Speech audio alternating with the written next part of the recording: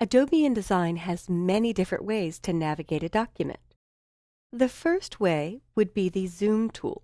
Simply hitting the letter Z for Zoom on your keyboard will jump you there. And with the Zoom tool, I can click once on an individual spot to zoom in. You'll also notice the zoom level up here in the application bar. I could simply click that arrow and choose 300%. You'll notice you could zoom all the way to 4,000% or as small as 5%. 5 would be super tiny in this case. And if you go to your View menu, you could choose Fit Page in Window for single-page documents. Or this document is a spread, 2 facing pages. So I could choose Fit Spread in Window to see both. This is an 11-inch page, wide, cut in half, so we've got something that can fold. To zoom in, I was clicking once. If I'd like to zoom out, there's a couple different ways to do that. You could hold down Option or Alt, and when I do that, you'll notice the magnifying glass tool changes to a minus. So holding down Option or Alt and clicking zooms out.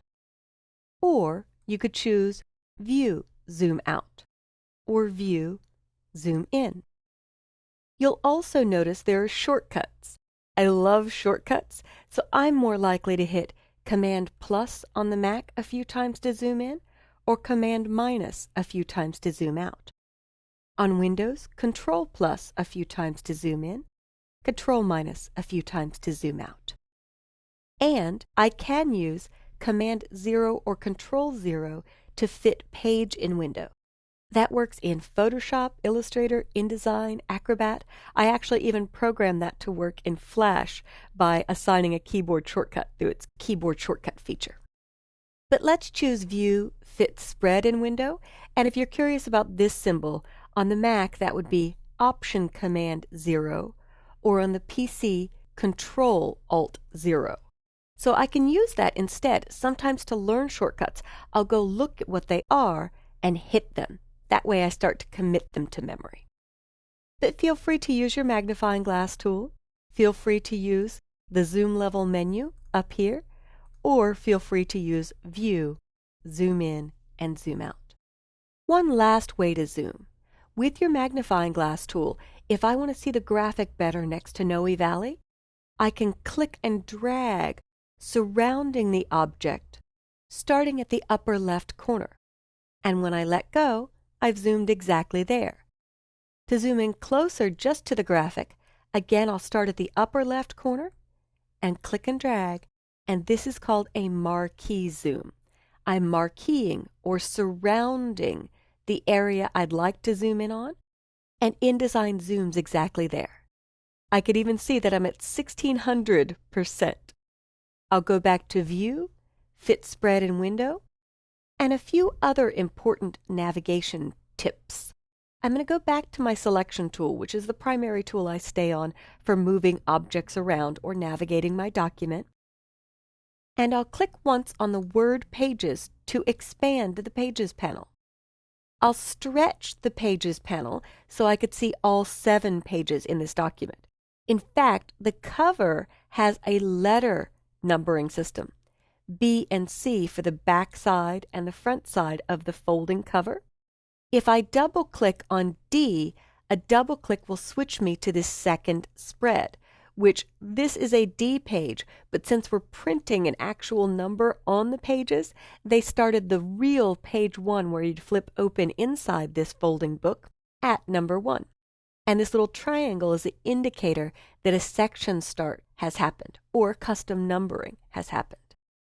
So as I look at this book, I can double-click on a page, left or right, to go to that page, or double-click directly on the number to bring the spread into view. That's similar to Fit Spread in Window under your View menu. If I click the word Pages, I can collapse that again, and there are about 3 ways to do everything in all computer programs. In Adobe programs, there may be 5 or 10 ways to do the same thing. So Pages is one way to navigate your document. The other way is to look down at the bottom left, and down here I'll see Next Spread. In fact, I'll reduce my application frame size so you could see that better. And a note for the Mac users, I've already turned this on, but under the Window menu is Application Frame. If that's off, you could see the blue of my desktop behind InDesign. And if I click on the blue of that desktop, I'm back at my operating system or the Finder.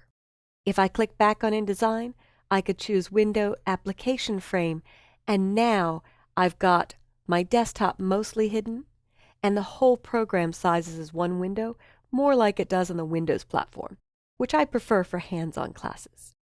But if I move over this arrow, Next Spread jumps me to the next pages, and then on the left side I have Previous Spread. At the far left I have First Spread. Go to the first page in the document. And at the far right I have Last Spread. If you're doing a document with single pages, this will say first page or last page.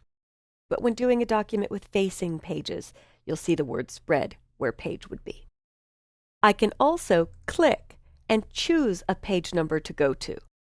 So I'll choose B, which is my cover. And I could highlight the letter there by clicking and dragging or double-clicking on the letter and typing the number 4 and hitting Return or Enter. And that jumps me to pages 4 and 5. Finally, since I love shortcuts, I always remember Jump to Page. Command J or Control J brings up the Go to Page dialog. But if you remember Jump, this is a quick way to get back to my cover, which is letter B. The reason this is B is because even numbers always start a left page and odd numbers always start a right page. Single-page documents would always start on 1. But to do this spread, I did B and C, which if you imagine would be 2 and 3, so I could have a left page and a right page. It's a common practice when dealing with spreads if you don't want the back of the book all the way as the last page in your document. So here you've seen a few ways to zoom in with the Zoom tool or the View menu, or using Command plus or Control plus on Windows to zoom in, Command minus or Control minus to zoom out. You've also seen how to fit spread in window or fit page in window, how to navigate with the Pages panel by double-clicking a page or double-clicking the numbers to fit the spread in window, and how to navigate at the lower left corner to go to Next Spread or Next Page on single-page documents, or First Page or First Spread, and Last Page or Last Spread. Finally, your Page Up and Page Down keys will work, but they may split the screen.